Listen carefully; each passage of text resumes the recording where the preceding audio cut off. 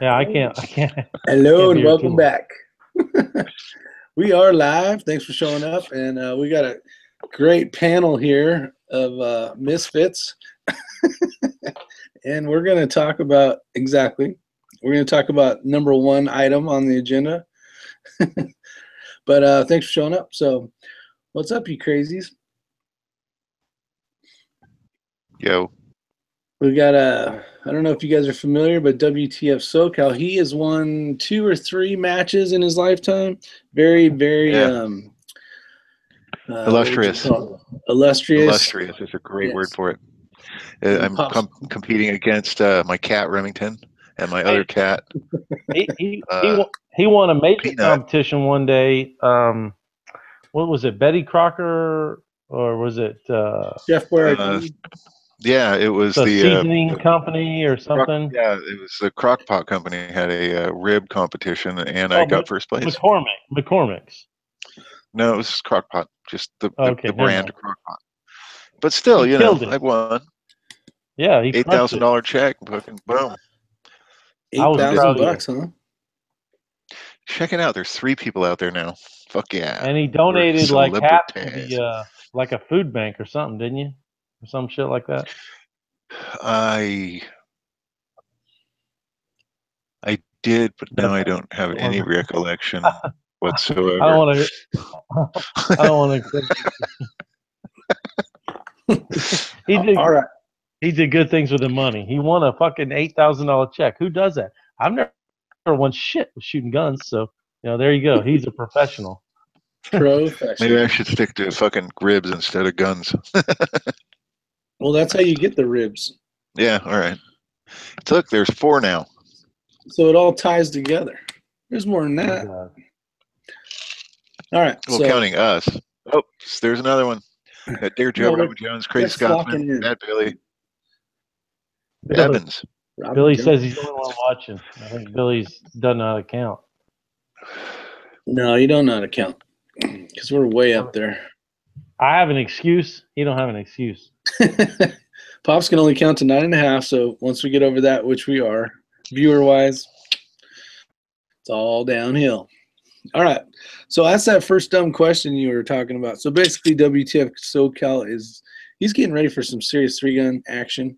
He's went out, got the badass gear. So tell us about your preparations for getting ready to go competition action. I spent a bunch of money copying a bunch of people that I've never met, and yeah, I should be just as good as they are, just right out of the box, because I have the same crap that they do. Actually, the way I kind of saw this chat going was I can field the questions from the chat menu. You guys are babbling about how fucking awesome you guys are. Because I've never done this shit.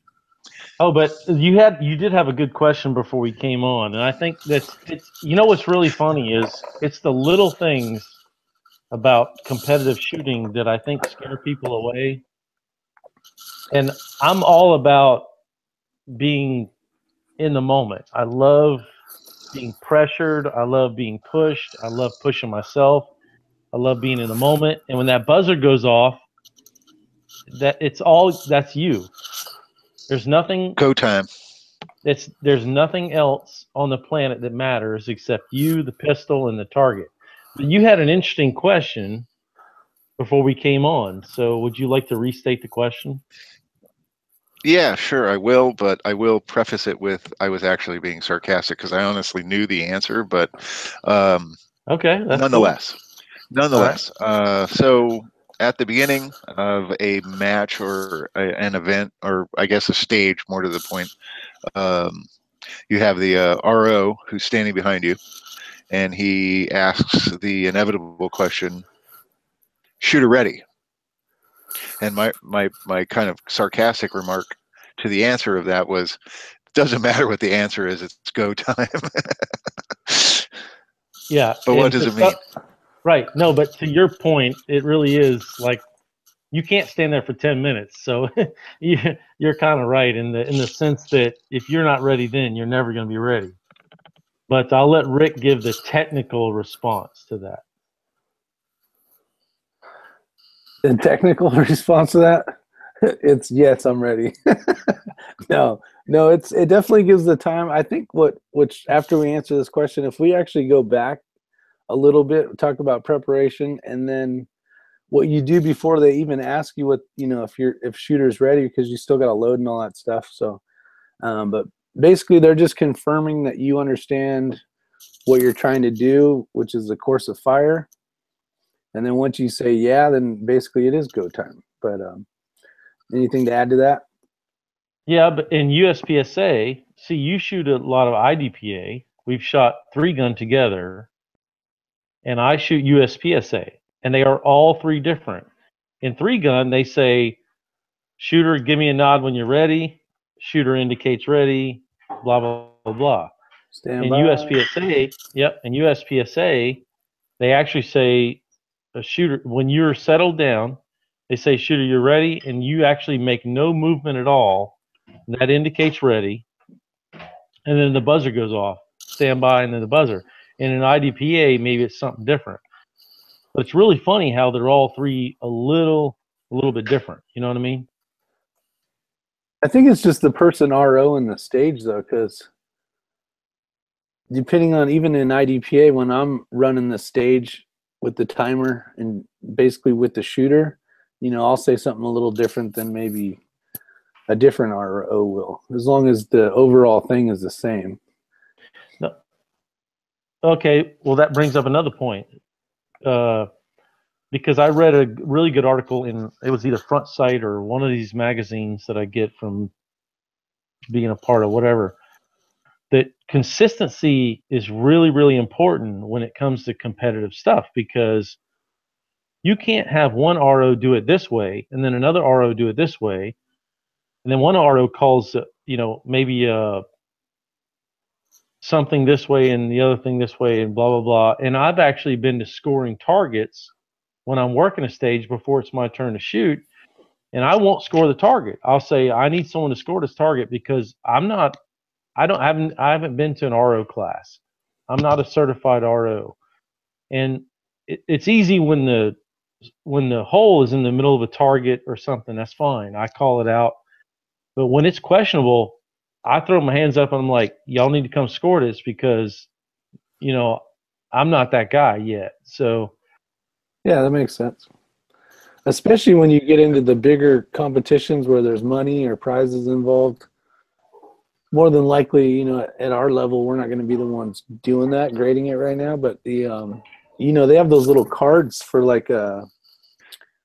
to confirm that it's one bullet that went through the cardboard and not 2. There's a lot of little technical things that, like at our local IDPA, it's basically a fun shoot for the most part. We don't have to really worry about. And it's always if questionable, always give it to the shooter. yeah, and Bald and Curious in the chat says USPSA runs 3-gun. Well, the 3-gun match we were at, Ray, his range commands were, shooter, nod your head when you're ready. And USPSA, they don't do that. You walk up there, you get your shit ready, and then they don't say that. They say, are you ready? And when they see you settle down and in your shooting position. So maybe you should send him a link and see if he wants to get on this chat, because he's definitely a competitive shooter. We did. Okay. There's definitely a difference. Maybe only at the club level, but maybe at the area level or the state level, I bet they probably are exactly the same commands.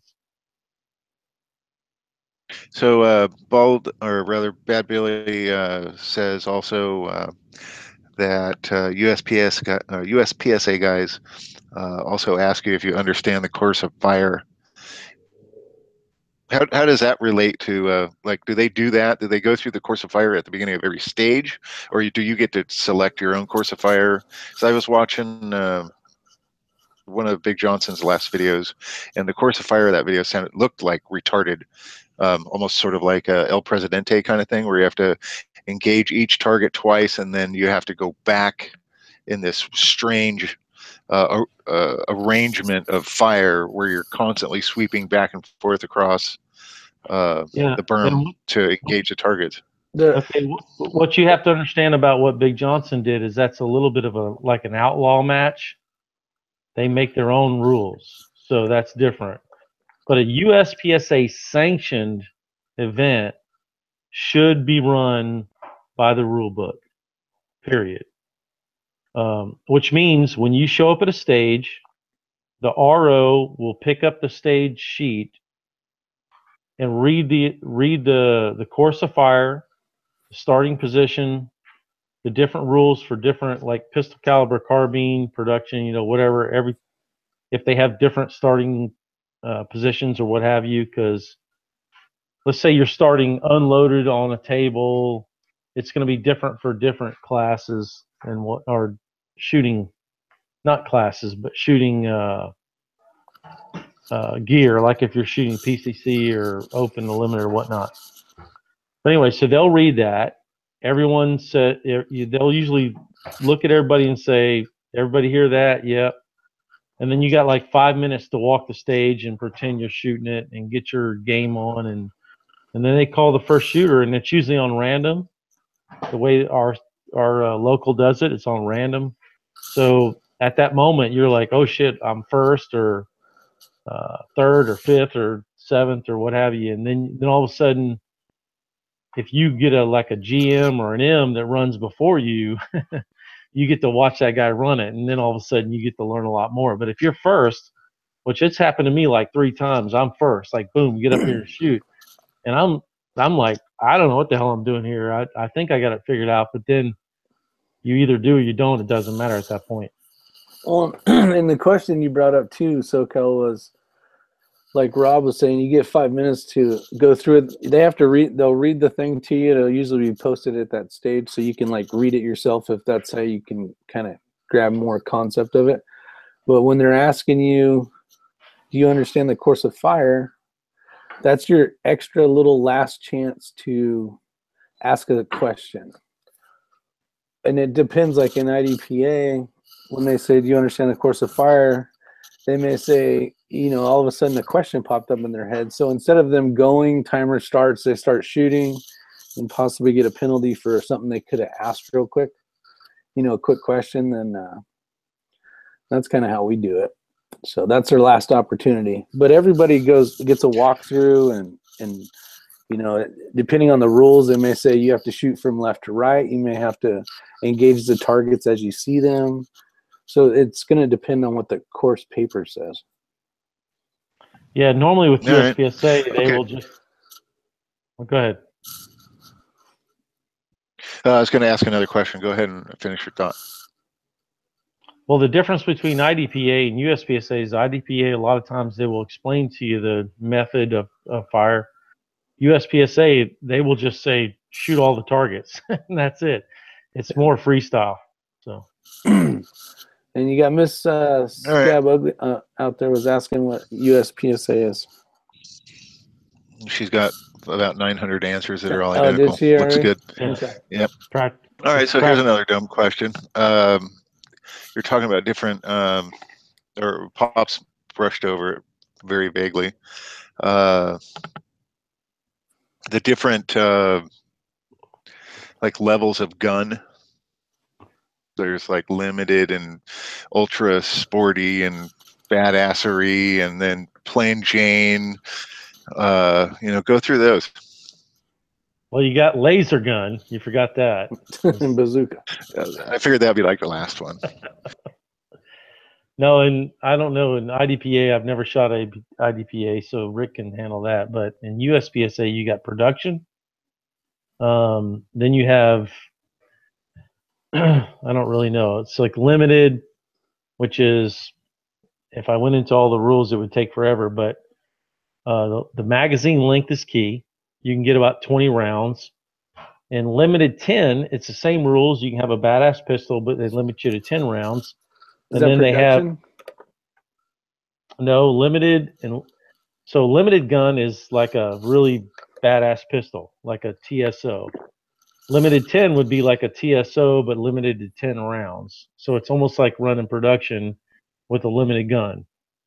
And Bald and Curious will correct me if I'm wrong on all this, but then you have an open gun, which you can sometimes stuff like 30 rounds in a magazine. I think it's up to like 170 millimeter length magazines or something like that.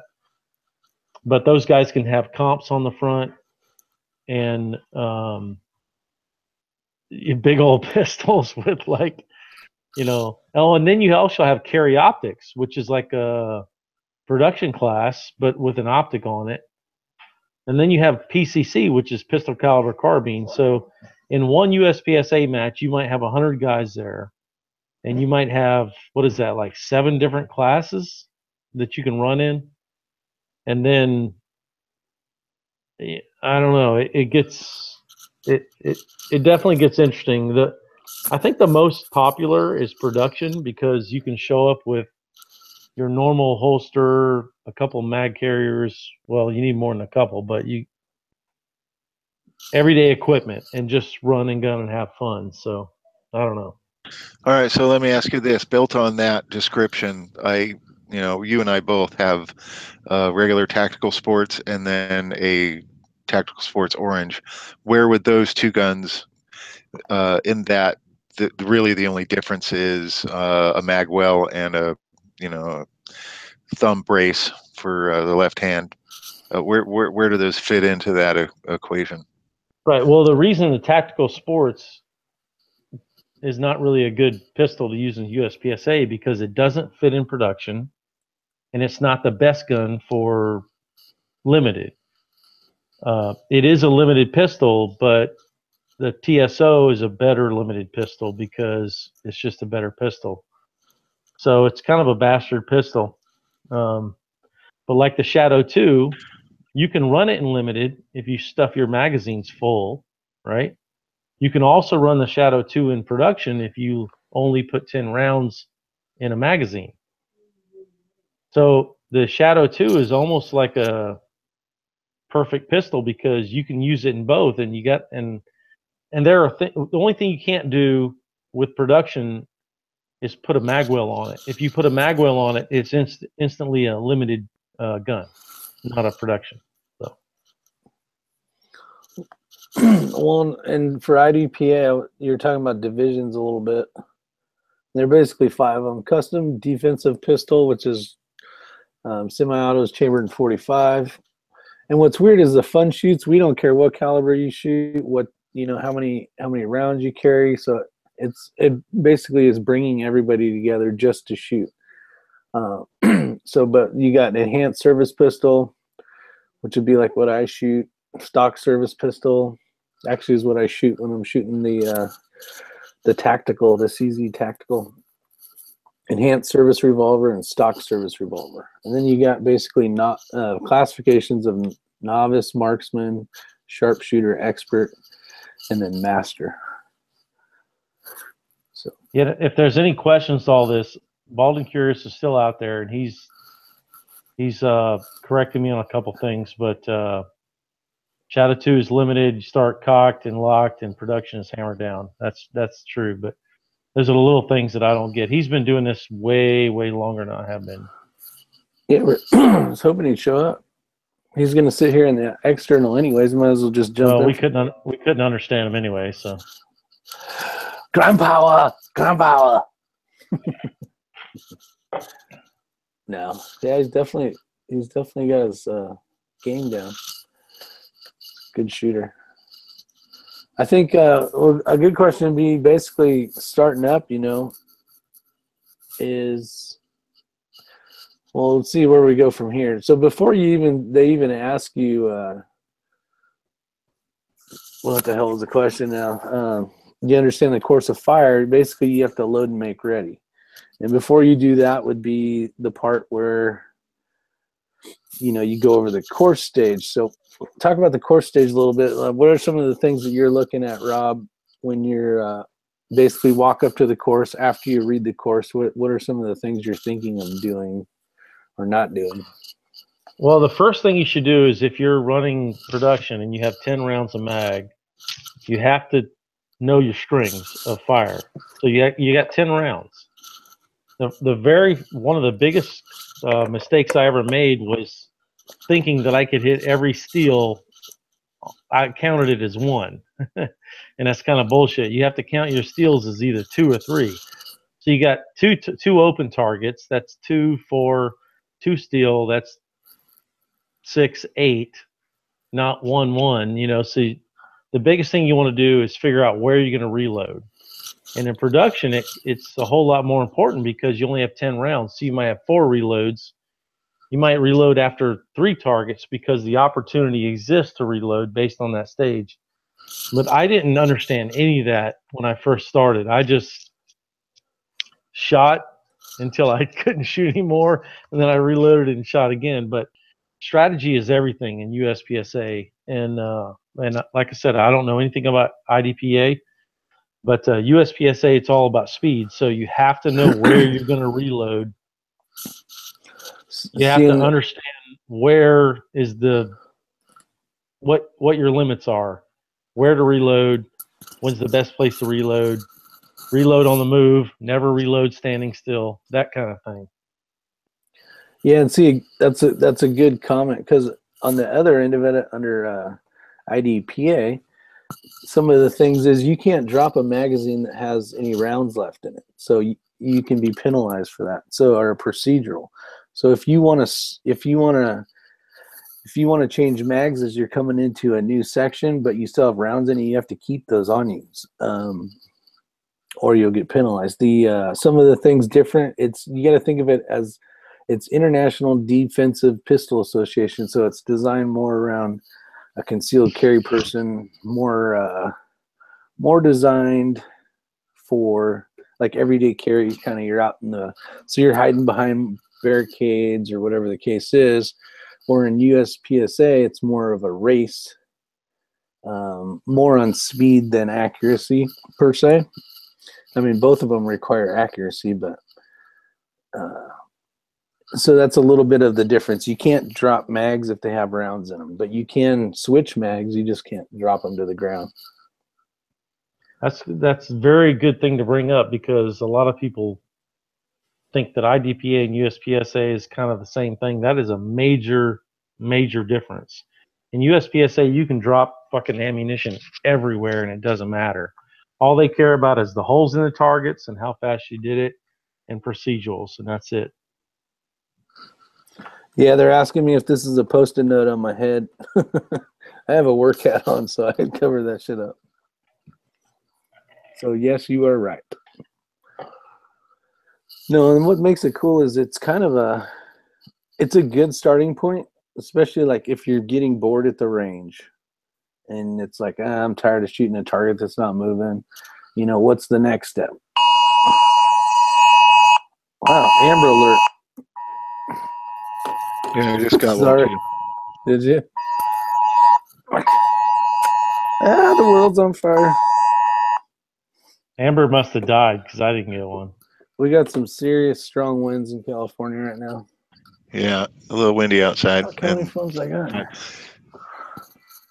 I got to admit, actually, the competition thing for me came in exactly like you said. I mean, how often can you just go shoot your guns and have fun? Granted, I can go and have a lot of fun, but there's nothing more fun than being in a group of people and trying to just. I'm a competitive person, so it makes it fun for me. But still, showing up where you have an unknown, a timer, and you got to get it done. I mean, I just love shit like that. I just love it. I think that, to me, that'll let you know how good you are with that gun. It's easy to go, oh, I can hit that target.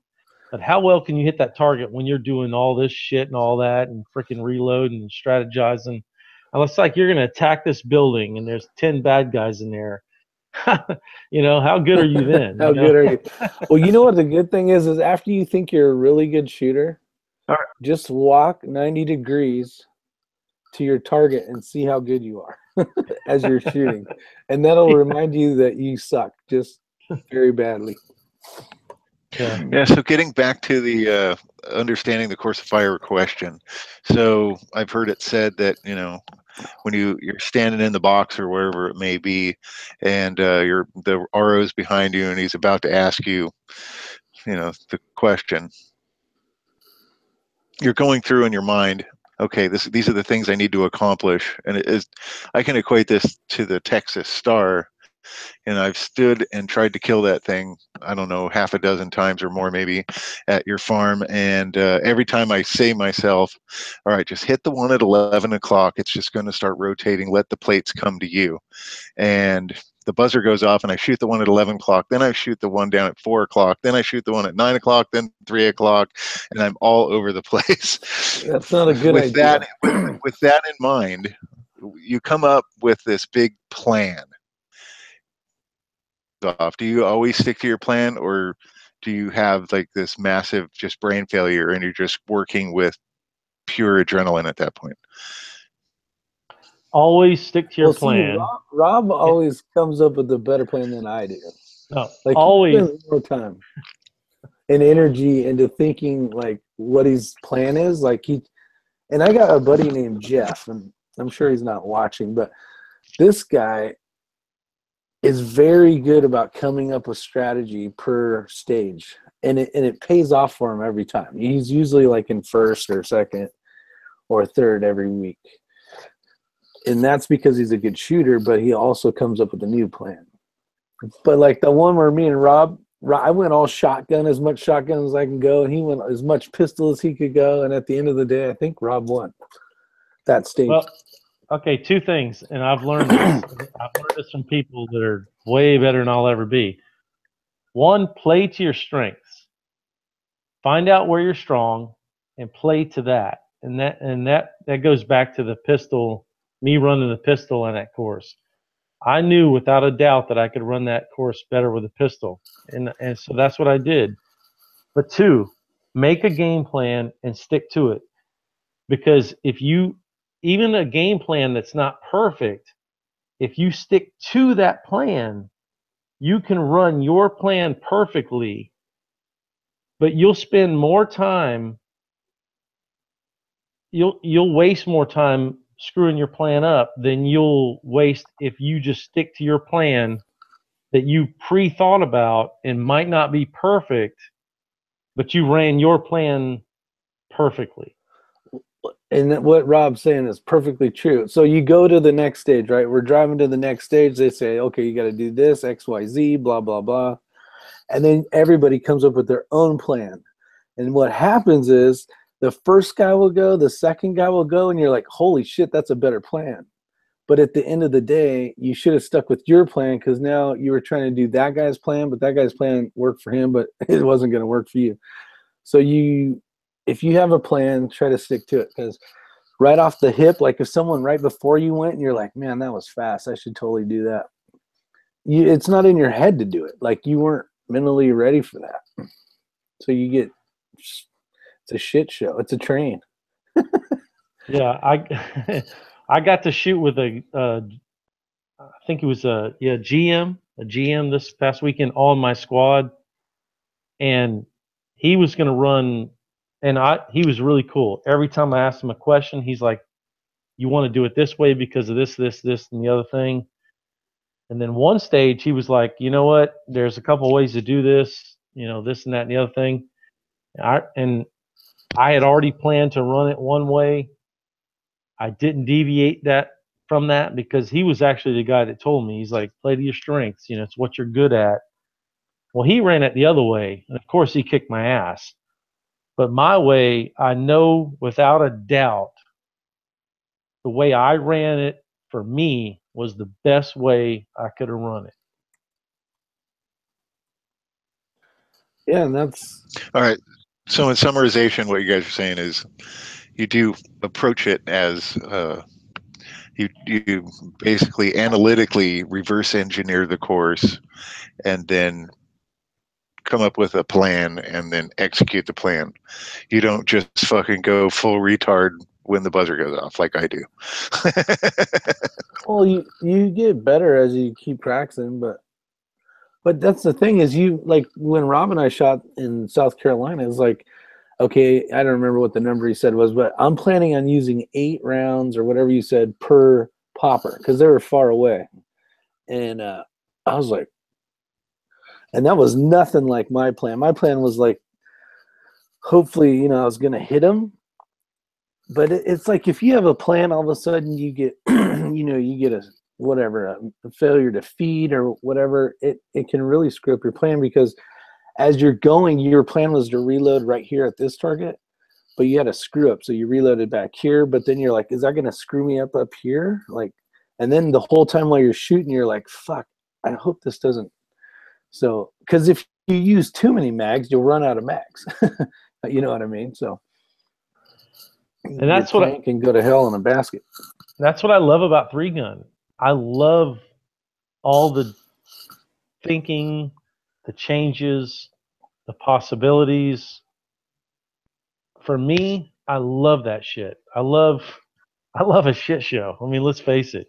But I love the opportunity to not have a shit show. I guess that's more important.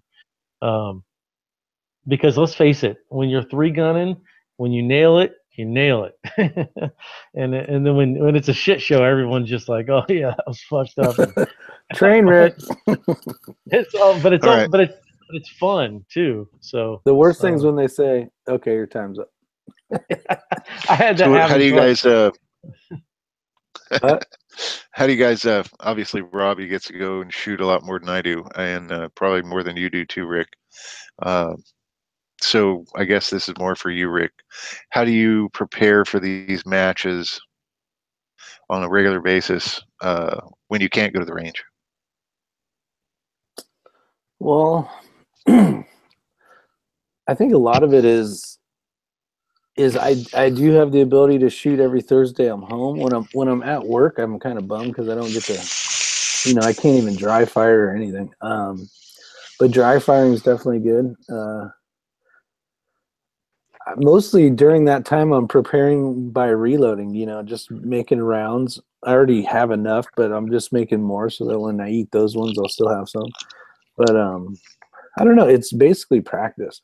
I think a lot of people say, a certain percentage of dry fire over live fire. But if you have the ability like Rob and you have the ability to make your own ammo and shit, that is way better than dry firing when you can actually live fire. Now, is it going to cost more and stuff? Yeah, but if you have the means of doing it and you're making them for cheap enough or whatever the case is, and you have your own property, there's nothing better. I mean, Rob has a beautiful place that, probably everybody here would love to have, for the fact is he can make courses all day long, and it's not as fun when you're by yourself. I'm sure Rob's like, he's having a good time shooting, but he would have more fun with another person just to kind of get an idea of what he can do better at. Or it's always better to shoot with somebody, and especially always better to shoot with someone better than you. Bolster the competition.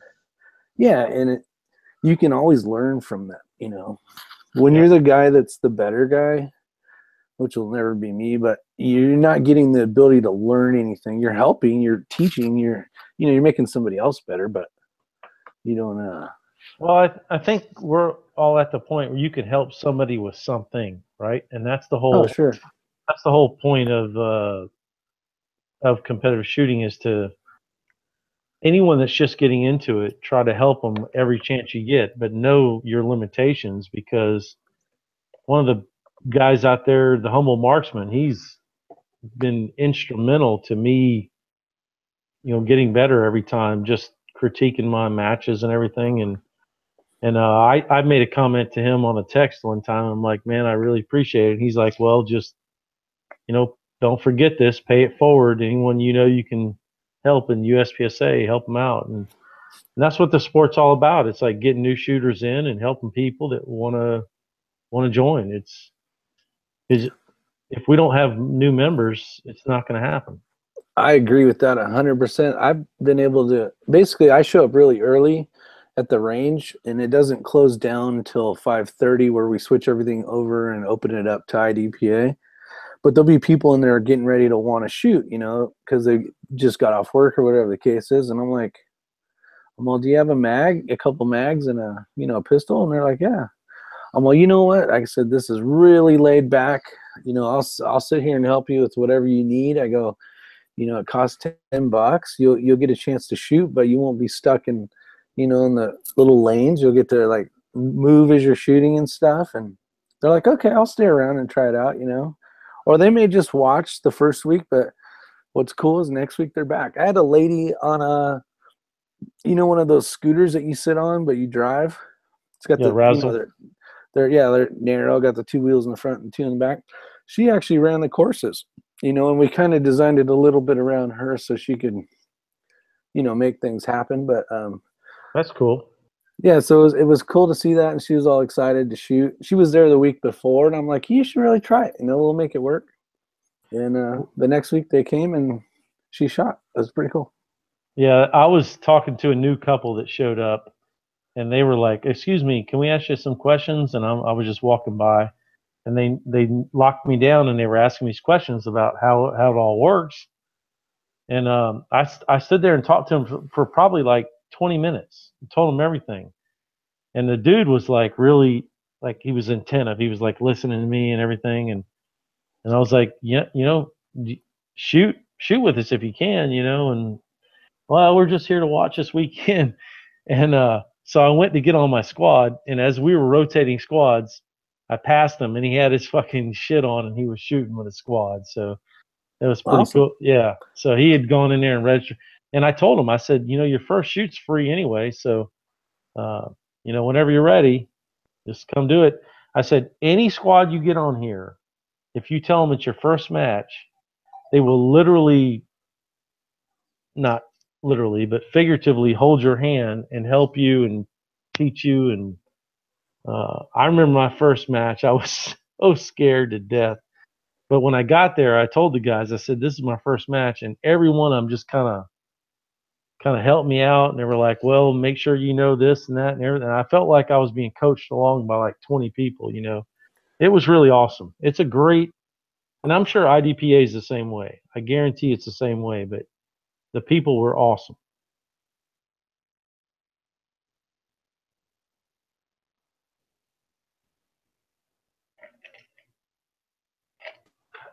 All right, I had a question and I forgot it. I'm just trying to My provide internet questions sucks. for you guys. If you guys think of something you want to talk about, by all means. Well, what's some good preparation? I mean, prepping for a shoot is basically making sure all your shit's ready to go the day before. Like when those guys were shooting 3-gun for the first time.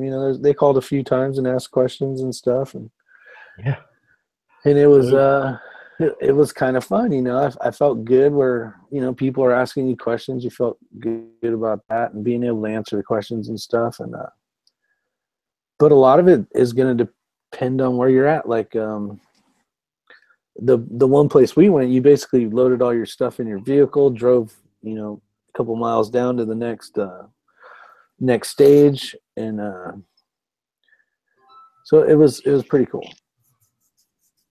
It was fun. That was a fun shoot. My buddy Ray was like, I like your buddies. Those guys are pretty cool. Yeah, we enjoyed having him as an RO. He was about as good as you can get. And I look forward to that again. Yeah, we'll do it again for sure, Sam. Yeah, so Bad Billy out there is asking what guns I'm going to take on my first shoot. I don't think the first one that I'm going to is actually sanctioned by any stretch. It's kind of like a prepper. It's just a fun shoot. I think they run it with basically whatever you brung, you can run. So this guy who actually owns a gun shop that I just started going to, he's like trying to drag me out, and the next shoot is it's either this weekend or the next weekend. He keeps changing his mind, but we all meet at a range and they set up a bunch of steel or targets or whatever, and he's just like, don't worry, it's laid back, you can just run whatever you brought and we'll help you, and blah blah blah blah blah. So I'll probably bring my Shadow 2 and maybe my TSO. I might even bring VP9, just depending on what they got going on. I have to sneeze. I can feel fucking wind, man. Kills my allergies. It's like I can feel it's coming. Well, it's not like you have a bunch of shit guns either. I mean, you got beautiful, top-notch, whole badass freaking collection. So I would tell you, I would take the Shadow 2 and nothing else. That is the one gun that does it all. Yeah, and I agree with that. And, reflecting on something you had said maybe a month ago that kind of rung a bell with me. It's kind of like any other sport. Practice what you use well. Use the one tool you use the best. Don't flip flop between different tools. Grab the That hammer that you use the most efficiently. And that killed me. I did that for so long, and it ruined. I could never get better. It's horrible. Yeah, don't do like Big Johnson and switch to the P09 at the last minute. Well, and that's the thing. I went from the Glock to the Infinity, and then the CZ, trying to shoot all three of those. And it's like, it is not Yeah. good because the Infinity doesn't lock back. Everything about it, the trigger, the reset's better, but Well, the Infinity is a USPSA gun, basically, right? yeah, and a 3-gun. Yeah, it's made to be fed all the time. Yes, it's a just keep feeding kind of deal. Yeah. That's why I've been shooting the CZ a lot more, and my scores have been going way up because I've been staying consistent. There you go. CZ will do that to you. Yeah. The last 2 times I got a first, a third, and a second. So, but I'm shooting local competition, so. Yeah, I've come to realize after talking to this guy on and off for maybe a week or so now, there's places all around me that have these 3-gun and USPSA events, IDPA, that I had really no idea of. You try to look them up on the internet, and there's really nothing on the subject. It's kind of like a hearsay. Hey, this guy told me there was a competition this weekend. There's nothing that's sanctioned around there. It's just a bunch of dudes that get together and call it an event. So you have to kind of actually know somebody. So it's kind of like going to the farm. You know what? Have you looked under? So No, I want to make a point about that, because finding out where matches are is the hardest damn thing on planet Earth to do, because you have to find clubs that sponsor them, and then you have to get them to either, because you can't, there's no schedule. I mean, unless a club puts out their schedule and it's like locked solid, every second Saturday is this and this and this, which my club does, and it's pretty awesome. But I've looked at clubs all around me, and they're a train wreck. And I wish it was more structured, like it was where you could see schedules in advance. Like months in advance. Yeah, because a lot of us need time to go, oh, I want to go to this match and this match and this match. And a lot of times you get an email a week before saying there's a match this weekend. Well, shit, I've got other plans. I mean, I will say that is the one weakness, and I don't know if this is with IDPA and all that, but with USPSA and trying to figure out where matches are, when they are, all that shit, and how to register. Dear God, my first time registering, I had to call Rick. I'm like, Jesus Christ, I don't know how to fill out the fucking form. What's your third kidney's name? I mean, it was really funny. So first name, last name, birthday, email address, address. No, he was trying to figure out the levels. No, it was all kinds of other shit. But the point is, once you do it a couple times, then all of a sudden you realize how to get to the other matches, how to fill out the forms and all that crap. I mean, but at first they definitely don't make it friendly for new people to like find them and show up. I will say that, and I think that's a weakness. Yeah, and your best bet's just going to your local range, because like we have 2 nearby where I live. Well, there's more than that, but like closer by. And one has something on a Tuesday, one or Monday, and one has something on a Thursday. But they're just local ones. But those people also, and this is the reason why you go and shoot the local stuff, is you get to start talking to everybody. And, say I've never met Rob before, but we started talking. And I'm like, oh, you doing any 3 gun? He's like, oh yeah, I'm going to blah blah blah next week or whatever the case is, or next month. Then you're like, well, shit, that's cool. I would like to try that or whatever, you know. So there's places that are around. It's just a matter of finding out, like you said. But most of it you learn from the local guys shooting that maybe go compete on the weekends. Sure. And it's always the weekends. And, yeah, the only reason I know now, I've signed up for this place's newsletter, and they'll usually tell you in a week in advance, hey, we're going to go here, join us, you know. So I guess with as little experience as I have, I guess the best advice I could give somebody else in my position would be, you know, go to your gun stores where they talk about it, sign up for their newsletter, give them your email address so they can send you emails with more information on when and where they're headed next. Because when Rob and I shot, how long did you have after I told you about the thing opening? Probably a month, right? Because you had time to go buy stuff, try barrels out. Remember? You talking about the 3 gun? Guns. Yeah, at Clinton House. Yeah, but I think you had prior knowledge because we didn't get to sign up till like what 10 days before or something like that. That could have been the case. Yeah. I think you're right on that. Sometimes if you know a match director, ahead of time, yeah, because you might know the schedule and this and that and the other thing, but if you can find a club that has a standard thing, like my USPSA match is the first Saturday of every month. I know that. And Mid Carolina is the second Saturday of every month. There are certain clubs that it's standard, and I like that. I think I wish more would do that.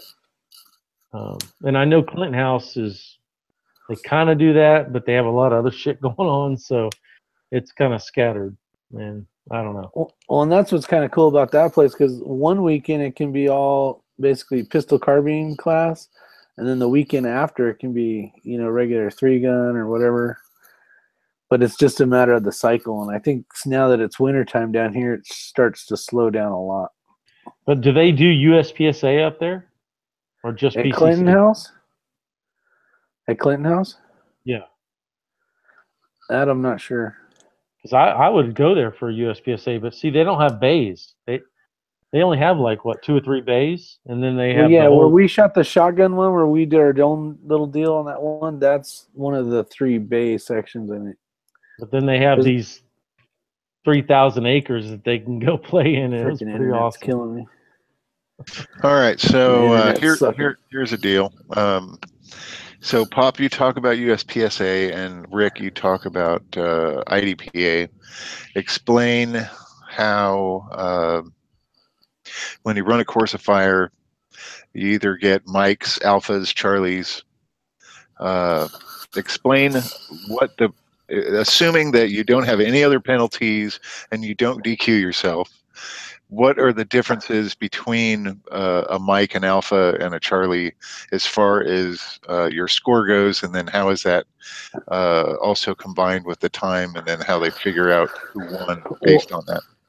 I can tell you IDPA is way simpler than USPSA, like big time, because they grade on a power curve, but I'll do the IDPA one and then have fun, Rob, trying to figure that shit out. So you got a target, and there's different zones, but basically it's all in seconds. So say it takes you 30 seconds to start to end, 30 seconds, and then they go to your targets, and then your targets have zones that are zeros. So you have a head is worth 0, and then the center of the chest is worth 0, and then around that is 1 second, and then farther out along here would be 3 seconds. So if you don't miss, because a miss is worth 5 seconds, you basically add up all those points, and it's like golf. You don't want points, so you're hoping to get 0. You're hoping to see 0, 0, 0, 0 on every target. So then, say, what did I say, 20 seconds or 30 seconds? Say you miss 2, you'll have in the one. So every target usually has two shots that are supposed to be on target, and they're both ones. Then you'd basically just add 2 seconds to it with no misses. A miss would be 5 seconds. Now listen to this clusterfuck, because this is completely different on a curve. Yeah, USPSA is graded on some kind of a space monkey algorithm shit that it's really hard to explain, but I'll try to do my best. An alpha hit, which is the center of the target, or a tiny little box in the head, is worth 5 points. You usually shoot a cardboard target twice, so each target is worth 10 points. That's the most points you can get out of that target. Well, a mic or a miss is worth the maximum value of that target, so you lose 10 points. The problem with the point system is, as you run through and you gather your points up from shooting these paper targets, you're graded upon not some master plan, but your ability to shoot that course is graded against the guy that shot it the best. So the guy that shot it in the fastest amount of time gets 100%. And you're graded on a percentage of that person, not some like predetermined. So it's like grading on a curve. Almost like public. Well, yeah, bell curve type thing. Yeah, it's exactly right. Now, when you get into misses and procedurals and all that, I'm not going to really go there because I don't want to give anybody some bad information. But the best thing you can do is hit alphas as fast as you can. Now, where USPSA gets a little interesting is the faster you're able to move, the more you can mitigate those bad shots. So you have a body size target. The center is worth 5. The next ring is worth 3 or 4 if you're shooting major or minor. And that gets into a whole another different thing that I'll explain in a minute. And then the next ring is worth a different amount of points. So what it's designed to do is to award the person that can shoot the most accurately the fastest, right? So if you're shooting fast and you're hitting all alphas, you're going to win the match. You're going to win the whole fucking match. If you're shooting fast and you're getting alphas, bravos, charlies, or the next ring out, you're going to be right on up there. If you're slow and you're shooting all alphas, you can still possibly get close to winning a match if the guy that won the match shot, alpha charlies, a lot of percentage of charlies. So it's really, really hard to explain, but you have to go. I'll say this as far as trying to shoot USPSA, and I'm sure Bald and Curious will agree with me here. You go as fast as you can go and still shoot accurately with no mics or no shoots. Now, the white guys that are in front of the cardboard guys, those are penalties for shooting white targets. Your goal is to not hit those and not get any mics and go as fast as you can. For everyone, that's different. So you determine how fast you can run the course of fire without any mics or any no-shoots and try to get as many alphas as possible. That's really the basic plan of USPSA. And what's crazy, though, is basically each stage boils down to like 10 points, right? No. So like, not 10 points per se, but like if you had 2 mics, that would be your 10 seconds that you would have got for the targets with the alphas. No, you can't say that. It's this. I will go ahead and say USPSA scoring system is absolutely retarded. It's an algorithm scored on a bell curve. That's the easiest way to say it. And I had to convert my USPSA limited minor scores to major one time to see where I really finished. Took me 4 hours on paper. I shit you not. because it's a percentage of the guy that won. Yeah, the guy that won has it's 100. it's not it's it's not something you want to try to explain to people.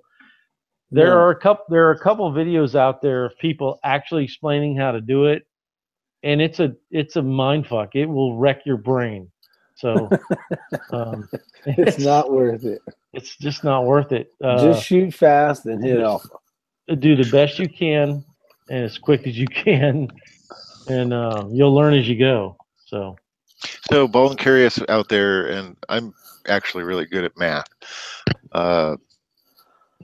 So Bold and Curious said it's basically points over time. So I wish he was in here. He's not such a friggin' woman about being on chats. But it is. So basically, what he's saying is you add up all your points and then divide it's a that ratio. into the time, and you get said. some random number. It's a percentage. It's a percentage. It's what I just said, and that's what he's talking about. It's points over time gives you a percentage. The winner gets 100%, and your score is based on a percentage. But it's of that it's number. It's a percentage, but it's also a percentage of how well you did against the guy that won. So that's where the really weird shit comes into play. And I've done it manually on paper. Okay, so and it's so really let's weird. say is it that simple? Let's say it takes. I'm going to just dumb this down as best I can, just for numbers and easy math's sake. So let's say the winner had 100 points over the course of 100 seconds. That would give him 1. So, all right. So let me continue. He's always gonna have 100. The winner always has 100. All right, times 100. All right, all right, and we'll take the 1 and we'll multiply it times 100 just for an easy number to work with. Okay, so you, Robbie, go out and you make you get the exact same time. You have 100 seconds, but you only finish with 97. Does that make you 97% out of his 100? I don't know. Is it that simple, or is it? There's nothing simple about it. No, I can, if I wasn't sitting here right now and I had time to really explain it to you, I could do a chalkboard and everything, but I'm gonna tell you right now, it's not worth figuring out. Just shoot fast. It's not accurate. It's not worth, because I'm gonna tell you. I honestly don't care. I'm just trying to make this interesting. No, I get it, because it comes into, you got major and minor. You got Charlie scored differently than all alphas are scored the same, but Bravos, Charlies, Deltas are scored differently if you're running minor or major. And the whole idea of the scoring system, just to put it in perspective, the whole idea of the USPSA scoring method is to score the match based on the people that are at that match. So let's say you have a GM, and this happened to the Humble Marksman last time he went, the last match he went to. There were like 3 GMs at that match, and they killed everyone. And then, like, you're scored based on that. Well, if the dude that's there is a rocket, your scores aren't going to be as good. But if it's a club match and you got a guy who's an A shooter and you're scored against him and he wins the match, you can look like a superstar. And then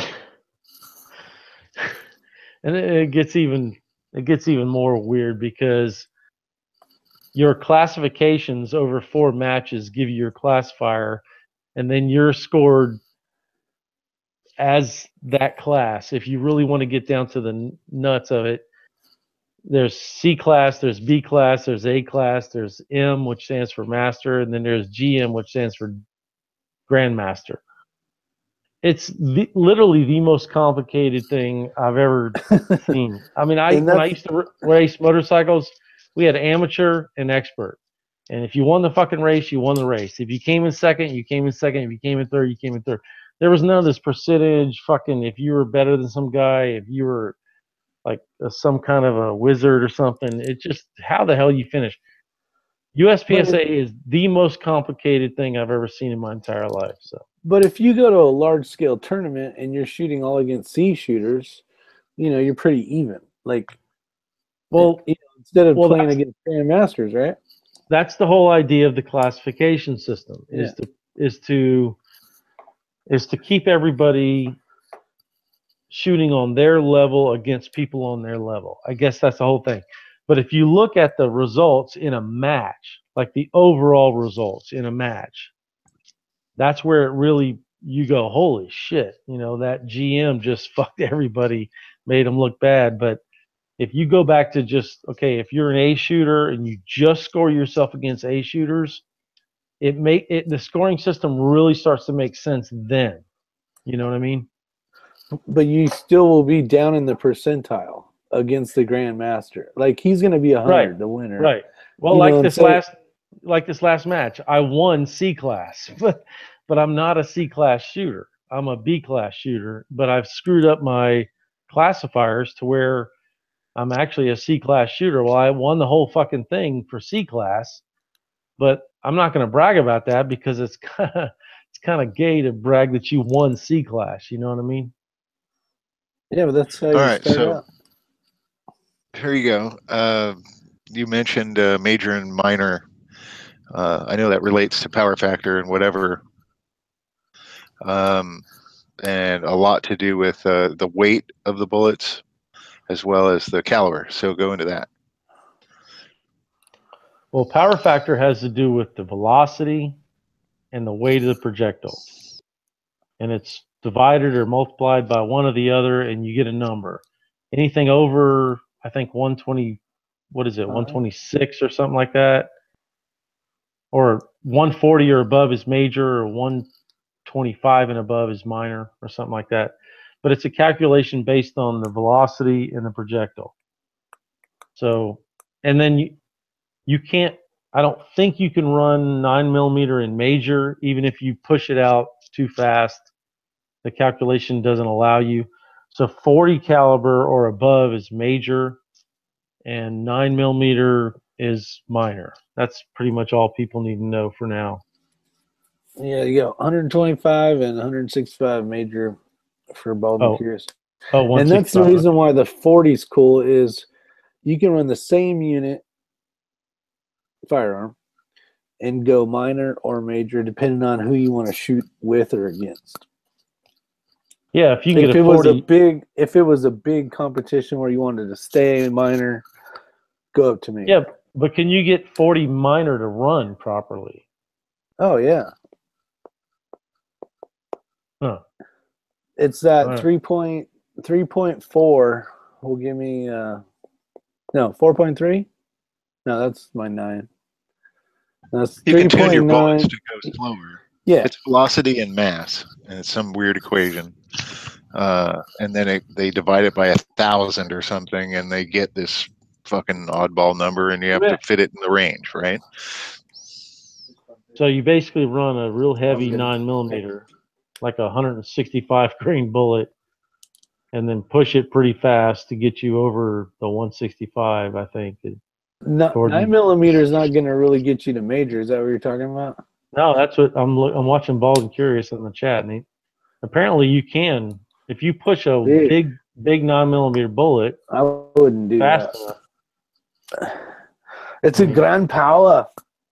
Well, I guess if you want to use the same pistol for minor, I mean, there you go. So, I don't know. I don't get into all that bullshit. The way I look at it is, if you want to shoot minor, just shoot fucking 9mm. If you want to shoot major, just run 40 or above. That's it. And if you want to shoot the best fucking pistol in the world, buy a gun power. I'm power. I'm power. Best fucking pistol ever. Ever gun power. Man, I'm making video for all you uneducated mofos. Why don't you get your dumb ass in here, Mr. So Educated, and talk? So these aren't necessarily the questions I have. I'm just trying to come up with questions that other people, because there's not a lot of people asking questions. I'm just trying to think of shit that'll get you guys to talk about this. I am uneducated. Vivation. Yeah, I'm new to this sport, so And I look to guys like him to really explain shit to me. And Homo Marksman, and I watch the Ben Steger podcast every week, and I'm trying to learn. So, Well, that's what makes this fun. Is Yeah, I'm trying to definitely get interested. better. Every time I go to the farm, it's like, this is so fucking fun. Oh But, yeah. you know, like I've said 100 times or 1,000 times, I have issues with fucking stage fright.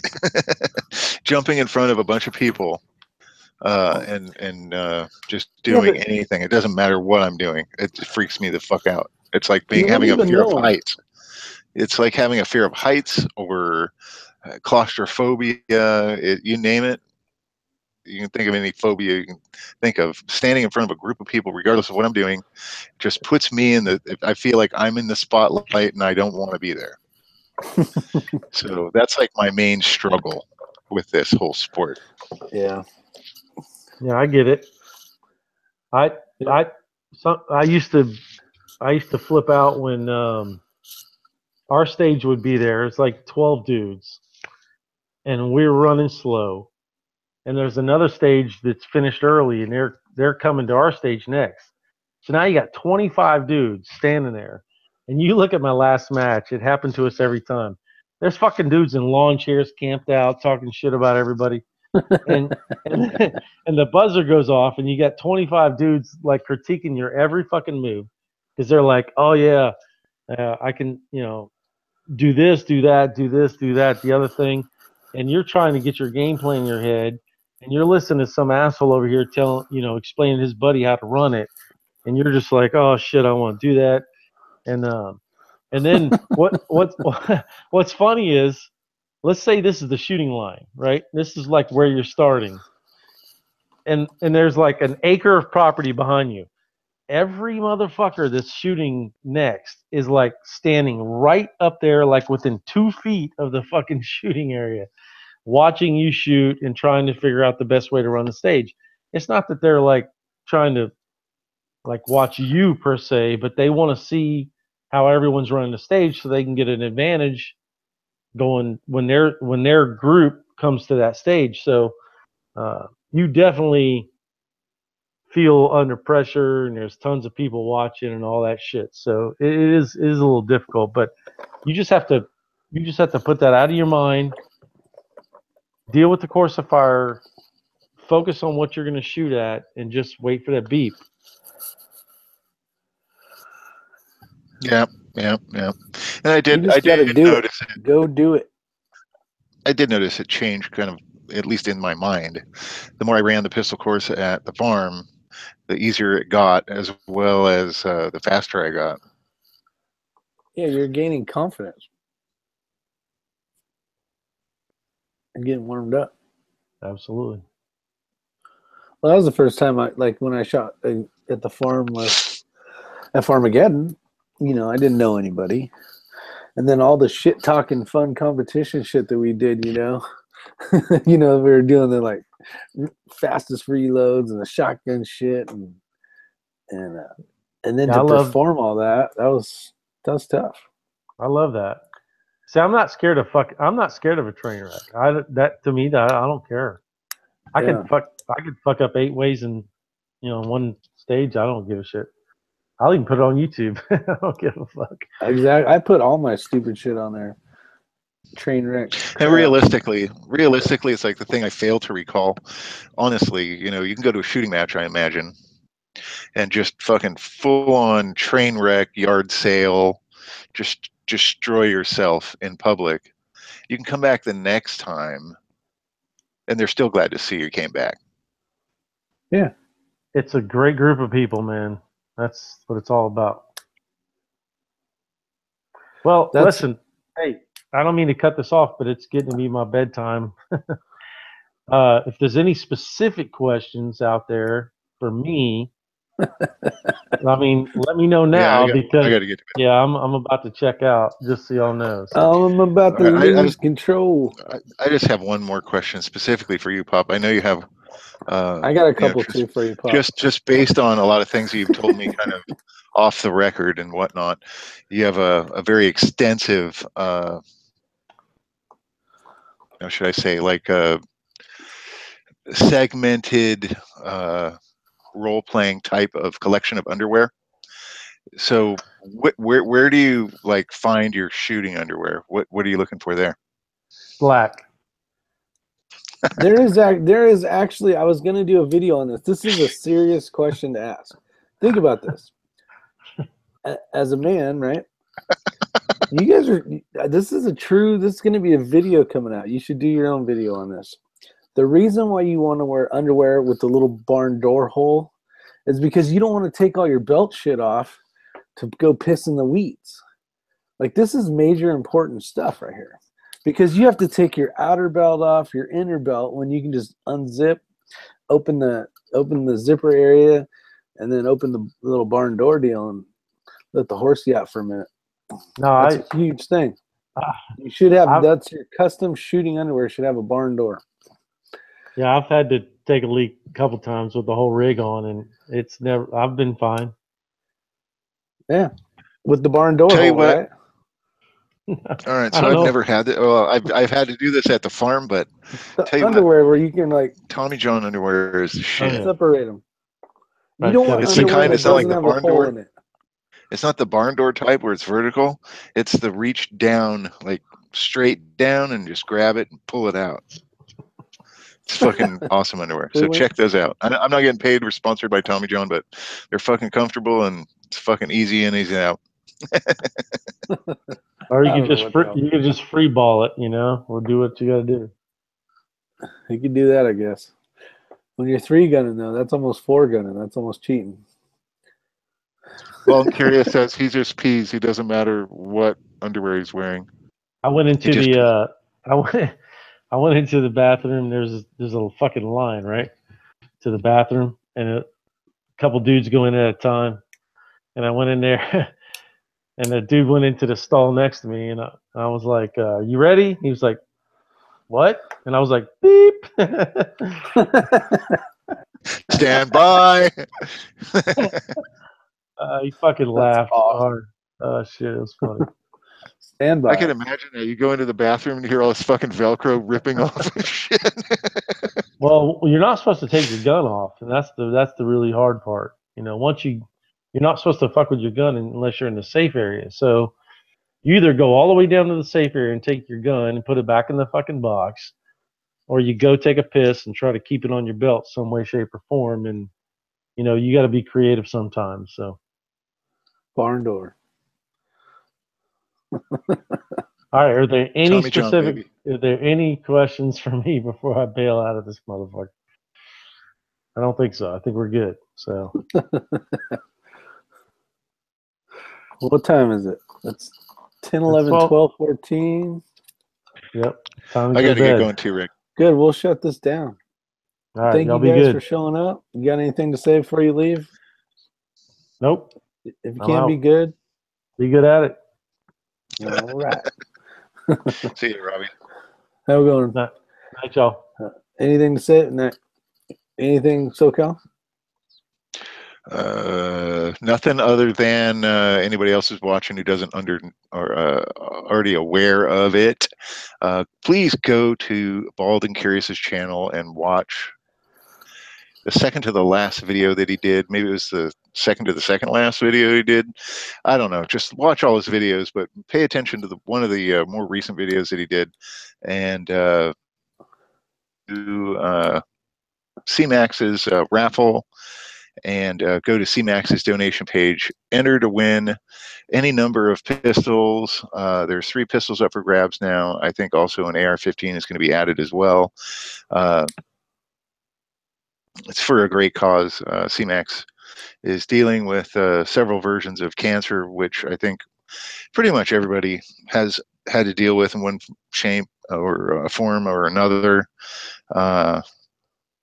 Please check out Bald and Curious's video, as well as the Crazy Scotsman's channel as well. He's doing one as well. So seriously, go check that out. You got an opportunity to win one of 3 really, really nice handguns.